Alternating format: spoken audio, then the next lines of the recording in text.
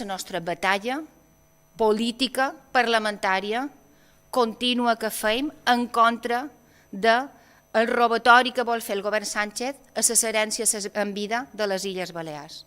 Aquest cap de setmana ens hem assabentat que altres comunitats, per exemple Galícia, està preparant una batalla judicial per rebutjar aquesta destralada fiscal que el senyor Sánchez vol fer damunt les herències en vida de la gent.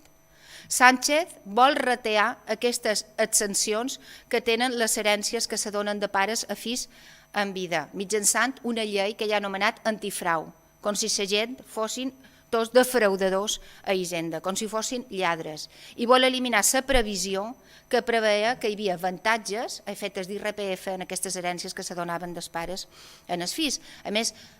tota una sèrie d'exempcions que venien a més autoritzades i convalidades pel Tribunal Suprem des de l'any 2016, com saben vostès. I bé, Galícia sí ha preparat una batalla judicial per poder defensar aquests milers de famílies que hauran de pagar per deixar els béns en els seus fills, com ha determinat el senyor Sánchez. I nosaltres volem saber per què la senyora Armengol no fa aquesta batalla judicial en contra de la llei antifrau del senyor Sánchez, perquè la senyora Armengol passa de defensar l'escut social a convertir-se en una estafa socialista. Una estafa socialista que no defensa les herències dels pares en els fills, perquè no emplea els serveis jurídics de la comunitat, com fa Galícia, per defensar aquestes herències en vida i rebutjar aquesta reforma, aquesta destralada fiscal que ens fa el senyor Sánchez.